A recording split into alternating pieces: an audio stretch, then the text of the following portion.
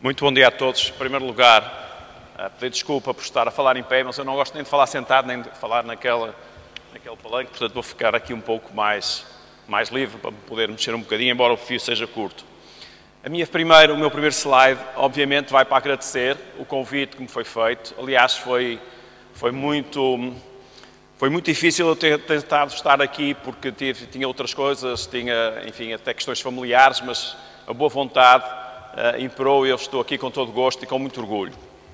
O segundo slide, eu quando o fiz nem sequer tinha pensado nesta apresentação que antecedeu e agora ainda para mais faz todo sentido. É que eu, embora seja licenciado em Ciências do Desporto, Educação Física, Motricidade Humana, todos esses termos que existem, sou professor de Fisiologia e, portanto, tudo aquilo que eu vou falar a seguir está um pouco inquinado por isso, ainda para mais completamente desajustado da apresentação que me precedeu, magnífica, que me precedeu e, portanto, peço já desculpa, mas isto é defeito de profissional. Portanto, eu vou falar fundamentalmente com base naquilo que eu, enfim, não é que eu domino, mas pelo menos que estudo todos os dias. Quando nós falamos de exercício em idades pediátricas, na educação física, em jovens, nós temos de imediato uma tentação, e isto tem-nos acompanhado ao longo do tempo, uma tentação para falarmos quase sempre sobre a saúde.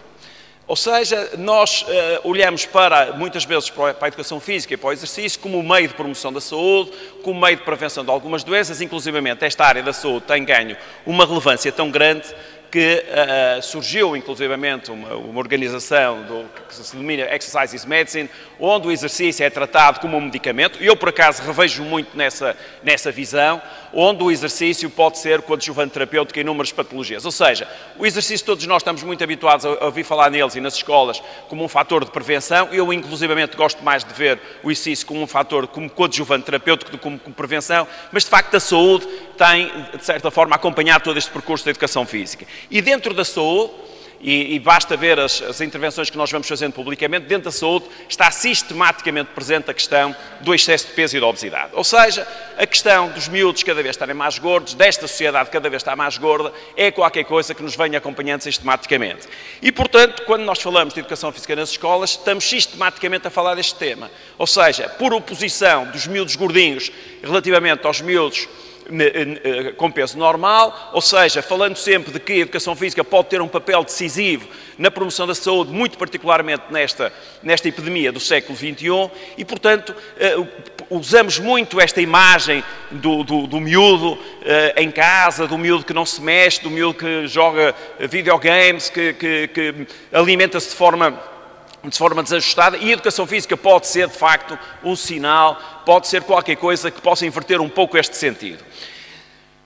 É evidente que, e começando por falar sobre este tema, embora não seja este o tema que mais me apaixona na área da educação física nas escolas, mas como é que nós estamos? Com toda a sinceridade, eu estou um bocadinho cansado dos numerosos estudos que existem, se há 28% ou 27,4%, 26,5%, assim, o que quer que seja, sobre o número de pessoas, de miúdos com excesso de peso e com obesidade. O que nós sabemos é que isto, de facto, tem vindo a aumentar. Aliás, a Associação Portuguesa contra a Obesidade diz mesmo isso. Em Portugal, 1 em cada 3 crianças tem excesso de peso ou obesidade infantil. 29% das crianças portuguesas entre 2 e 5 anos têm excesso de peso e 12,5% são obesos. Ou seja, eu já não sei se são 12,5%, se são 14%. Agora, o que há, de facto, é muitos miúdos demasiado com peso em excesso e alguns deles com obesidade. Isso é qualquer coisa que nos preocupa, mas agora não vale a pena estarmos sempre a falar sobre o mesmo assunto. Eu já estou um bocadinho cansado dos estudos epidemiológicos que estão sistematicamente a descrever o estado em que estamos. A mim interessa-me o que é que nós podemos fazer, e por isso é que eu estou muito mais interessado em programas de intervenção do que em programas de descrição. Aliás, eu sou professor de Fisiologia, a Fisiologia explica, a Anatomia normalmente, sem eu querer ofender ali o Pedro, pesará, a anatomia normalmente descreve para tentar perceber. E, portanto, eu começo a ficar um pouco já cansado de inúmeros estudos que existem a descrever. Basta descrever, agora é preciso atuar. E o que é que nós podemos fazer? Eu acho que nós, de facto, podemos fazer muito, muito pouco. A escola, nesta área, muito particularmente, nós podemos fazer muito, muito, muito pouco. E uma das principais razões porque é que nós fazemos muito pouco, é que isto tem a ver com mudança. E a mudança é algo que é muito comportamental.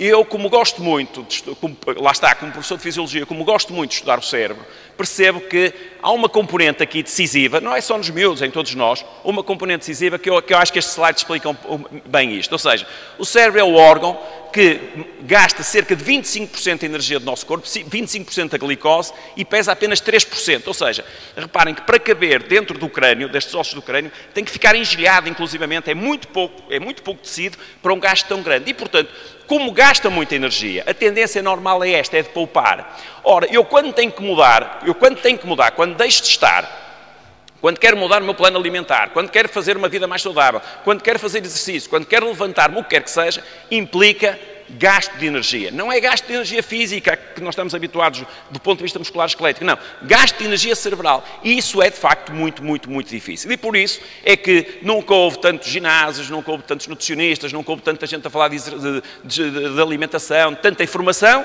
e, resultado, nunca houve tantos gordos. Ou seja, porquê? Porque isto é, de facto, uma mudança de comportamento e o comportamento é difícil, muito difícil de mudar. E a questão que eu coloco, em termos de como é que nós vamos ter que passar esta mensagem para esta fase tão conturbada da nossa área profissional, o que é que, será isto apenas a educação física? Eu penso que não. A educação física é muito mais que isso. Se nós pensarmos numa área que hoje está muito na moda, que é o chamado soft skills, hoje o que é que nós percebemos que a educação física pode dar e que pouquíssimas disciplinas poderão dar como a educação física dá? O trabalho em equipa, a colaboração, a liderança, a capacidade de se ultrapassar a si próprio, de superar e, em última análise, com toda a sinceridade, o trabalho. Ou seja, na educação física o movimento pode dar esta imagem que muito dificilmente nós noutras disciplinas conseguimos, que é valorizar o esforço, valorizar o sacrifício, valorizar a capacidade de superar, e isso, de facto, a educação física pode ter um papel importantíssimo. E é estas áreas, para mim, que parecem ser mais relevantes, porque a questão do peso, a questão da obesidade, com toda a sinceridade, na escola, eu acho que nós podemos fazer muito pouco. Há outras áreas muito mais interessantes, há outras áreas que, do ponto de vista da argumentação estratégica, me parecem ser muito mais inteligentes. Mas, como diz um amigo meu, até os prós estão contra nós. Neste momento, eu tenho um amigo que diz esta frase muito inteligente, que é até os prós estão contra. E é verdade, nós temos de facto muitos contras. E quais são os principais contras? Em primeiro lugar, o ambiente. Nós, na realidade, o ambiente está contra nós. Ou seja, este ambiente que se prolifera, de facto, de apelar não ao movimento, não à alimentação saudável, não a hábitos de vida saudáveis, hoje nós temos uma concorrência enormíssima. Aliás, eu gosto muito de olhar para o exercício como se fosse um produto, em que nós temos que escolhê-lo, ou a educação física, temos que escolhê-lo, ou temos que transmitir uma mensagem em que haja pouca capacidade de argumentos contra, ou seja, que nós tenhamos poucos adversários, que tenhamos poucos concorrentes. E nesta área nós temos muitos concorrentes, de facto. Por outro lado, para além disto tudo, ou seja, do ambiente externo, dos fatores extrínsecos, temos fatores intrínsecos. Ou seja, nós hoje sabemos, por exemplo, que os miúdos que têm risco de obesidade têm uma predisposição, uma pré-excitação, por exemplo, nas áreas somatosensoriais e no estriado, para quando estão perante alimentos altamente calóricos, ou seja, coitados, já lhes dão os alimentos calóricos, eles próprios no cérebro, já o cérebro não ajuda, isto é, como o meu colega diz, até os prós estão mesmo contra. E vejam, eu não quero ser, não vou fazer aqui nenhuma missa, mas isto é um estudo muito engraçado sobre as pinturas, os quadros da última ceia nos últimos 1000 anos. E o International Journal of Obesity publicou um artigo muito interessante em 2010 que demonstra que ao longo dos anos o tamanho dos pratos, dos copos, do pão, tem vindo a aumentar significativamente. Ou seja, como uma mensagem subliminar, nós estamos sistematicamente a ser estimulados a comer cada vez mais. Então, de facto, os prós estão contra. Nós temos tudo contra nós. E mais, o exercício é qualquer coisa que é doloroso. Ou seja, eu digo muitas vezes que o exercício tem tudo para dar mal, tem muito pouco para dar bem. Percebem? Por isso é que, por mais sacrifício que nós façamos, as pessoas do ginásio sabem muito bem isso, que o dropout é enormíssimo, as pessoas abandonam, as pessoas gostam, acham que o exercício é fundamental. Vejam os médicos, todos os médicos dizem que o exercício é decisivo na prevenção, etc, etc. Resultado, no fim das consultas, o que é que dizem? O senhor anda a pé. Ser anda a pé ou então vá para a natação. A natação agora terminou um pouco, embora haja mais piscinas, mas essa recomendação porque perceberam que a maioria da população não sabe nadar. E, portanto, apesar de tudo, eu dou aulas na pós-graduação em Medicina Desportiva e digo assim, vocês quando dizem para as pessoas nadarem, pelo menos perguntem primeiro se eles sabem nadar, porque é uma pergunta pelo menos inteligente. E, portanto, nós temos, de facto, muitos contras. E quais são os prós? Bem, os prós são a ciência. De facto, nós hoje temos muitas evidências que o exercício pode ter uma componente decisiva neste desenvolvimento, como a professora Nova estava a falar, num desenvolvimento que é muito mais para lá do que o músculo, ou do que as articulações, ou do que o coração, ou do que os gordos. É muito mais do que isso. E vejam, é tão importante que a Lancet, que é uma revista na área médica prestigiadíssima, talvez a melhor revista do mundo, não a revista científica, mas do ponto de vista médico é a revista mais conhecida, dedicou um número em 2012 só sobre a atividade física. Isto significa que nós temos os argumentos para o nosso favor. Temos muitos contras, mas temos muitos favores. E há cada vez mais artigos. Este artigo é um artigo muito interessante, é um artigo que foi muito divulgado, porque é um artigo que tem 1 milhão de pessoas, a amostra corresponde a 1 milhão, e encontrou resultados interessantíssimos, encontrou uma relação. Os miúdos que tinham níveis de força mais baixos tinham um risco de morte prematura muito mais elevado, inclusive de suicídio. Portanto, o exercício tem argumentos fortíssimos, a ciência está por nós. E não é só ciência, até a economia. Então, é rentável, não só para quem prescreve, mas é rentável também para o próprio Estado. Portanto, nós temos hoje, de facto, ao nosso lado, uma companhia agradável a dizer que, de facto, o exercício tem uma componente importante. E hoje há agendas políticas muito interessantes. Quem não conhece esta Design to Move pode fazer download na internet. É um documento belíssimo sobre o que é o papel do exercício no desenvolvimento da miudagem, e todos nós hoje sabemos um pouco isso. Relativamente aos Estados Unidos, mas praticamente, isto é, tem diferentes países, praticamente isto é igual em toda a Europa, nos países desenvolvidos, que é, em 50 anos, nós diminuímos praticamente 50% o nosso nível de atividade física espontânea. Portanto, isto significa que isto vai correr mal. Como se diz agora, esta geração dos 5, 6 anos vai pela primeira vez, isto é uma coisa trágica, vai pela primeira vez encurtar o tempo de vida, nós vamos andar para trás. E, portanto, nós temos que fazer alguma coisa. E quando olhamos, quando olhamos hoje para o papel do exercício, o exercício hoje nós sabemos que os miúdos que são sedentários, miúdos que não fazem exercício, são miúdos que têm um grau de absentismo à escola muito maior, são miúdos que têm uma performance cognitiva muito maior, têm gastos diretos e indiretos associados à saúde, e depois tem outra coisa, é que têm uma probabilidade muitíssimo maior de virem a ser obesos na idade adulta. E, ainda para mais, como a maioria deles são filhos de pais obesos, isto há aqui um ciclo geracional que se vai perpetuando. E o que é que a escola pode fazer?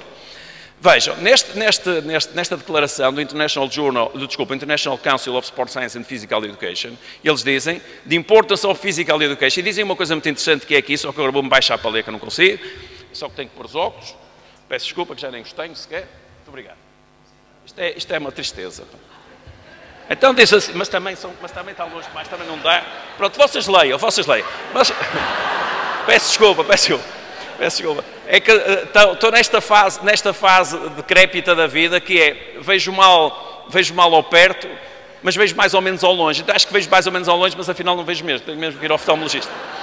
Mas o que diz basicamente esta parte aqui é relevar o papel do exercício, o papel da educação física, para outros aspectos que não são apenas relacionados com aquilo que é muitas vezes considerado a saúde, e lá a obesidade e o excesso de peso, também parem com isso, é muito importante, mas a escola nesse aspecto pode fazer muito pouco. E, portanto, há outros aspectos muito mais interessantes e que nós temos que, se calhar, encontrar alternativas para os nossos argumentos. E há outras alternativas, na minha perspectiva, mais interessantes. E que eu acho que são as vantagens diretas, mas indiretas da educação física. Ou seja, eu vejo a educação física muito assim, como um canivete suíço. Tem muitas áreas interessantes em que nós podemos explorar. E uma delas, sabem qual é? É os neurónios em espelho. Eu adoro os neurónios em espelho. Os neurónios em espelho, de uma forma geral, eu não vou falar sobre neurociências, mas muito rapidamente, os neurónios em espelho, além disso também todos léxicos, os neurónios em espelho, dizia eu, explicam um pouco o que acontece quando uma pessoa boceja, ou quando nós olhamos para isto e fazemos, ou quando alguém que está aqui na sala, vou passar rapidamente, porque a última vez que passei este tipo desmaiou, mas quando vê uma agulha e fica impressionado. Se vocês olharem para estes slides, isto é muito engraçado, porque isto tem muita correspondência para a minha mensagem. É que, por exemplo, um pianista, quando está a tocar, e um pianista ao lado que não está a tocar, mas que é pianista, ficam as mesmas zonas do cérebro, são exatamente estimuladas, estando ele a tocar, portanto, uma tarefa estritamente motora, e o outro que não está a fazer absolutamente nada, e as zonas no cérebro são exatamente as mesmas. Eu tinha aqui um pointer na perspectiva de que podia apontar, mas não posso apontar, portanto, de qualquer maneira, acredito que isto funciona assim. E estes neurónios em espelho têm uma implicação muito grande. Porquê? Porque as pessoas têm tendência, contrariamente ao que nós muitas vezes pensamos, as pessoas têm tendência a agrupar-se.